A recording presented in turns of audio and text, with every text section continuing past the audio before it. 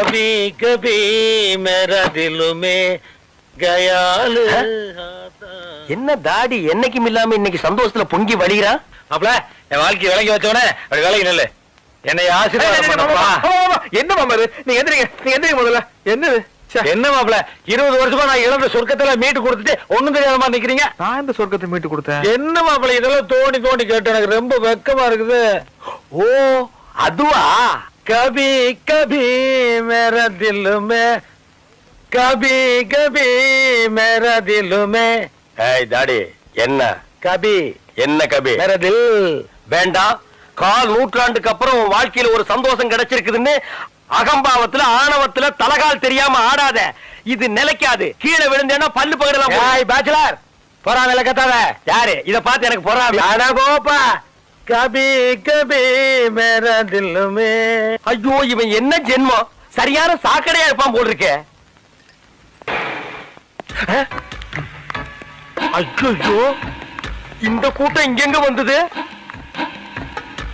வணக்கம்மா வணக்கம் என்ன சொல்லாம கொள்ளாம வந்துட்டீங்க வரக்கூடாதா ஓ வரலாமே பிரியா குடும்பம் நடத்த போற வீடு இல்லையா அவ டேஸ்டுக்கு மாத்தலாம் தான் ஆளுங்களை கூட்டிட்டு வந்திருக்கேன் ஓ நல்லா மாத்துங்க பெட்ரூம் எங்க பெட்ரூம் அதான் ஆனா எதை மாத்துறதுனால வீட்டுக்காரர் வர்றதுக்குள்ள மாத்திருங்கம்மா என் வீட்டுக்காரருக்கு என்ன பிடிக்கும்னு எனக்கு தெரியும் ஐயோ நான் சொல்ற வீட்டுக்காரையே புரியாம பேசுறாங்களே என்ன நடக்க போகுதோ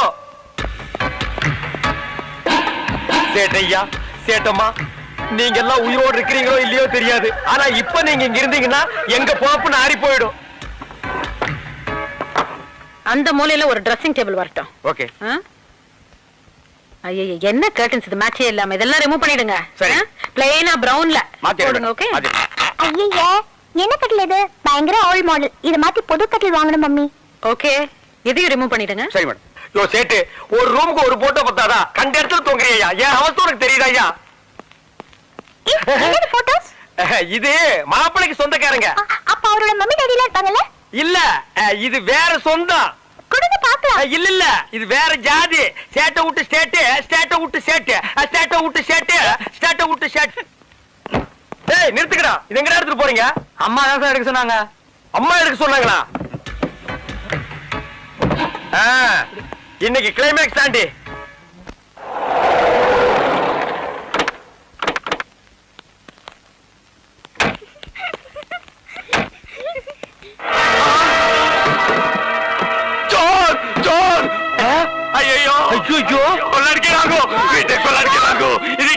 யாருமே இல்லையா சொன்ன கரியா சோர் ஐயோ வீட்டுல இருக்கிற சாமானெல்லாம் லாட்ல எடுத்துட்டு போறாங்களே சோரி சோரி கட்டாதையா இன்னும் 1 hour கரெக்ட் பண்ணி கொடுக்குறியா சோரி ஐயோ குடும்பத்தோட வந்து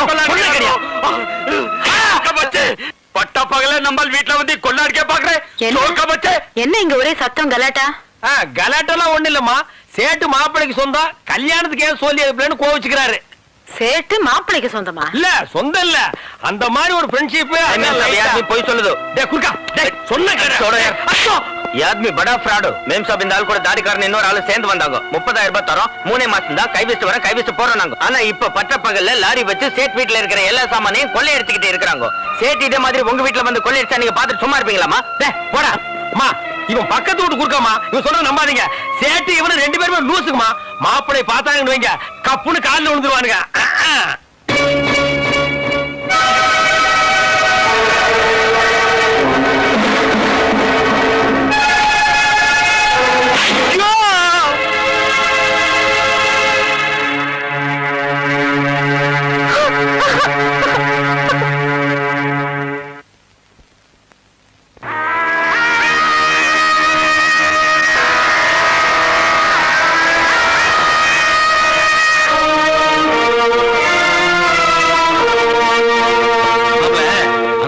பாத்திக்கார 50 லட்சம் ரூபாய்க்கு ரொம்ப யோசிச்சேன் நான் போயிட்டு அடுத்த வாரம் வாடான்ட்டேன் 45 lakhs கூட முடிச்சிருங்க மாமா 5 லட்சம் 10 லட்சம் மேல நமக்கு ஒரு பெரிய பிரச்சனையா நம்மளுக்கு பையர்ஸையும் ஹாப்பி பண்ணி ஆகணும் கஸ்டமர்ஸையும் ஹாப்பி பண்ணி ஆகணும் பிசினஸ் ரெண்டு தெரியாம பேசுறீங்களா சாரி மாப்ள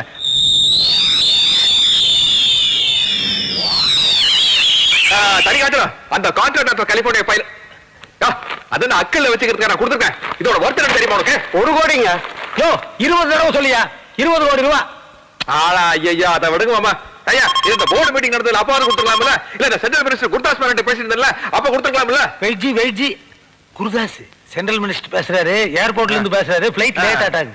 hello hello Haji I will come next week तुम பதவி okay okay I will think. யோ என்ன அடுத்த வாரம் பதவியை போயின்னு சொல்றேன்.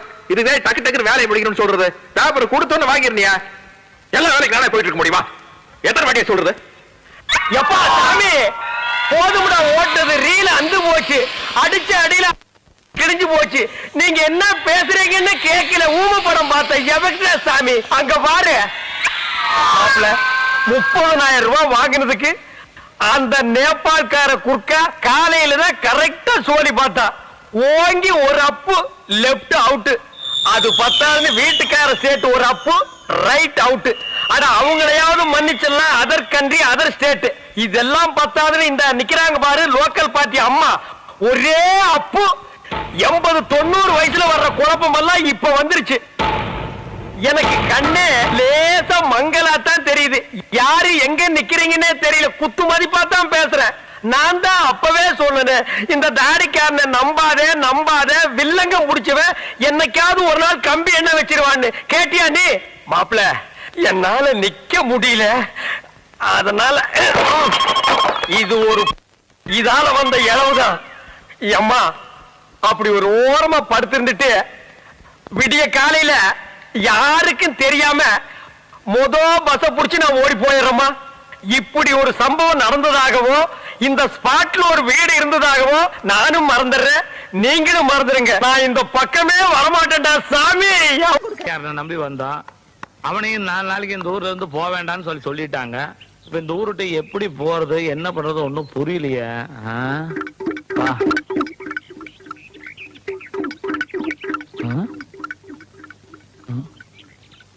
என்னது பணம்?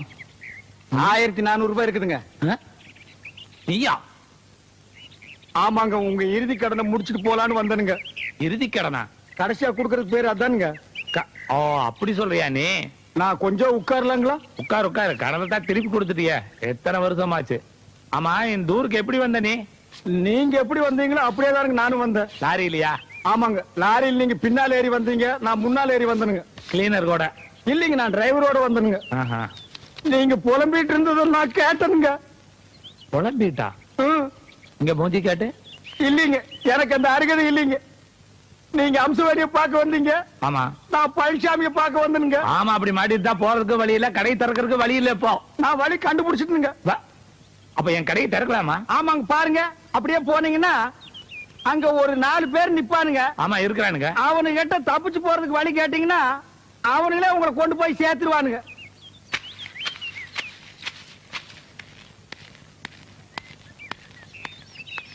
என்னையும் சேர்த்துக்கிறீங்களா?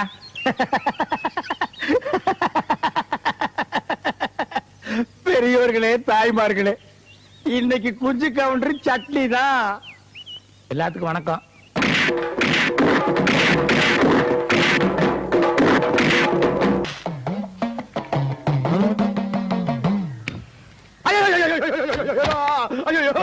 கற்பூரத்தை திருடிட்டு வந்துட்டியா? ஐயோ இல்லைங்க, வீட்டுல இருந்து கொண்டு வந்துருங்க. இங்க பாருங்க பொடியெல்லாம் கூட ஒட்டிட்டு இருக்கு. அது இல்ல, நான் புரியா பேசுறீங்க. இதுக்கு தான் தட்டு காசு போட சொன்னேன். கோயிலே பூசாரி அழுகிறாரு பாரு. ஐயோ யாருக்காக சத்தியம் பண்ணீங்க? ஏனா இந்த மாதிரி சத்தியம் பண்ண என்ன தெரியுமா? என்ன மீறி போட பிள்ளைங்க ஏதாச்சாங்க? கை கொடு. யாரோ உங்ககிட்ட போய் சொல்லி ஏமாத்தி இந்த ஊர் கோயில் சத்தியம் பண்ண வச்சுட்டாங்கடா. இப்படி விவரம் தெரியாத ஆளுங்களா இருக்கீங்கடா. இந்த ஊர் சாமியார் செஞ்ச சத்தியத்தை காப்பாத்தலீனா ரத்தமா வாந்தி எடுத்து கை கால் விளக்காம செத்து போயிருக்கா. டேய்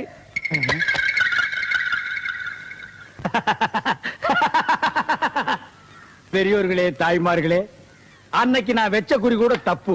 அப்படி நடந்திருந்தா இவன் அடிபட்டு தான் செத்துருப்பான். ஆனா இப்போ வாட் ஆர் லக்கி சான்ஸ், ரத்தமா கக்கி சாக போறான். அதுக்கு நம்ம என்னங்க பண்ண முடியும்? இன்னார் இப்படித்தான் சாகணும்னு எழுதி இருந்தா சரி, அதுக்கு வேண்டிய ஏற்பாடுகளை பண்ணுவோம். லாரிக்காரன் நம்மள இந்த முக்குல வந்து உட்கார சொல்லி இருக்கிறான். முக்குல உட்கார்ற ஆளா நானு? தலை எழுத்து நம்மளுக்கு வர்ற மையா ஆள் என்ன சாகலையா மாட்டா. 100 ரூபாய் கொடுத்து தரக்குறாங்க. சத்த பிறகு 200 ரூபாய் தர்றாங்க. 200 ரூபாய் கொடுத்தா தப்புட்ட எடுப்பட்டேன். எந்த ஊர் நீங்க எல்லாம்? பட்டுக்க வாழையுங்க. படுகுவாளையமா? ஆமாங்க. ஒன்னா அடி அடிக்க தெரியுமா? எங்க அடிங்க பாக்கலாம், அடிங்க.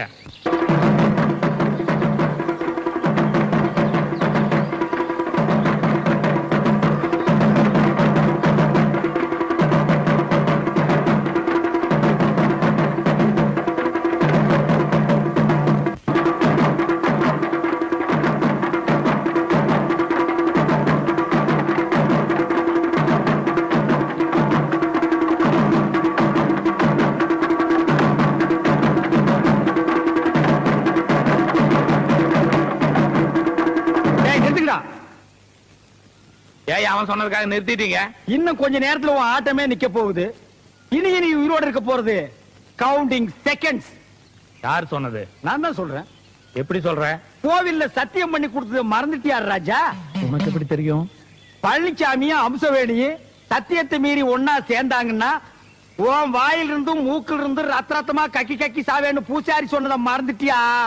உனக்கு எப்படி தெரிஞ்சது? இது எனக்கு தெரிஞ்சதுனால தான் நான் இந்த ஏற்பாடெல்லாம் பண்ணிருக்கிறேன். அவங்க 2 பேருக்கும் பால்ல ஜரிதாவை கலந்து கொடுத்துட்டேன். இன்னும் கொஞ்ச நேரத்துல அவங்க 2 பேரும் இன்பலோகத்துக்கு போக போறாங்க. நீ யமலோகத்துக்கு கோயிங். ஐ ஆம் சொர்க்கலோகத்துக்கு கோயிங். பால்ல கலந்தாச்சா? கொடுத்தாச்சு. கோ. மா வணக்கம். வணக்கம். உட்காருங்க. ஐயோ வேண்டாங்க. ஜுரமெல்லாம் ஒண்ணு இல்லைங்க, பணிவுங்க. நீங்க எப்படி திடீர்னு நீங்க? உங்களை பார்த்த அதிர்ச்சியில் எனக்கு பேச்சே வரலைங்க. கும்பிட போன தெய்வம் குறுக்க வந்த மாதிரின்னு சொல்லுவாங்க. ஆனா நான் கும்பிட்டு வந்த தெய்வமே இங்க நேர்ல வந்த மாதிரி இருக்குது. என்ன சொல்றீங்க? நான் வழக்கமா கும்பிடுறது மதுரை மீனாட்சியையும் காஞ்சி காமாட்சியையும் தான். அந்த மீனாட்சியே நேர்ல வந்த மாதிரி அந்த பச்சை பட்டு, நெத்தியில குங்குமம், கலையான அந்த முகம், இதையெல்லாம் பார்க்கும்போது மதுரை மீனாட்சியே நேர்ல வந்த மாதிரி இருக்கு. ஐயா, அதெல்லாம் ஒண்ணும் இல்ல. இன்னைக்கு நான் ரொம்ப சிம்பிளா வந்திருக்கேன். ஐயோடா, இது சிம்பிளுங்களாமா? இதுலயே நீங்க தெய்வ கடாட்சமா தெரியுறீங்கம்மா. பச்சை புடவைய பார்த்த உடனே மதுரை மீனாட்சின்ட்டு ஓகே. காஞ்சி காமாட்சின்னு எதுக்கு சொன்ன? நாளை பின்ன சிகப்புடவை கட்டிட்டு வரும்னு ஒரு சேஃப்டிக்கு. அடங்கப்பா, இது உலக நடிப்புடா சாமி. நாங்க இப்ப வந்ததே ஒரு நல்ல விஷயத்த பேசுறதுக்கு தான்.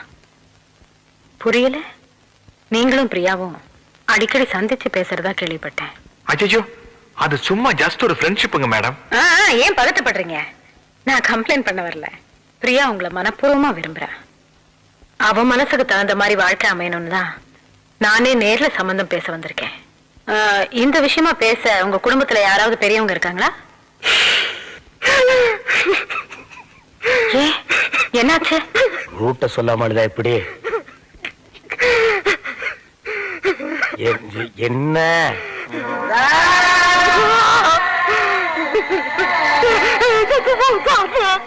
தாத்தா?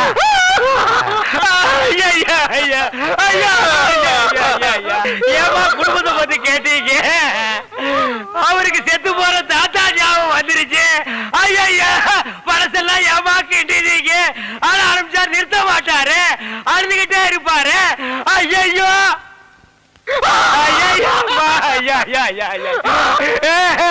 சரி சரி, தாத்தாட்டு இருந்தா சாகிறதா, அதை நம்ம எடுத்து புதைக்கிறதா? சிங்கப்பூர்ல இருக்கிறது ஒரே ஒரு தாத்தா மேடம். எங்க அப்பா அப்பா செத்ததுக்கு அப்புறம் 5 வயசுல இருந்து அவர் தான் வளர்த்து ஆளாக்குனார்.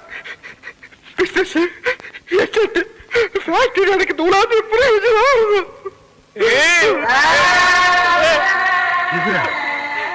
அரே ஆமாக்குமா, இப்படிப்பட்ட தாத்தனை நம்ம வாழ்க்கையில பார்க்கவே முடியாதுக்குமா.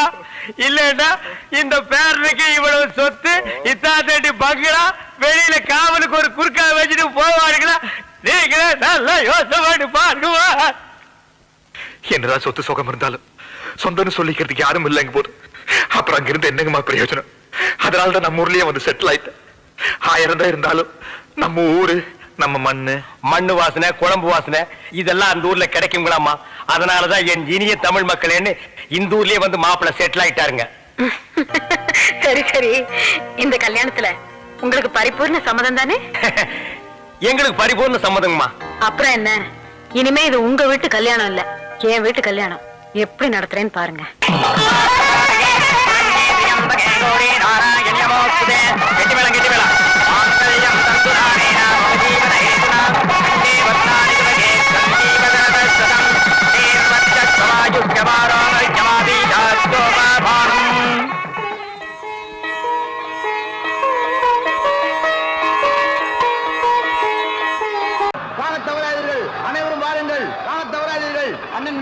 அவர்கள் பேசுவார்கள். வணக்கம்.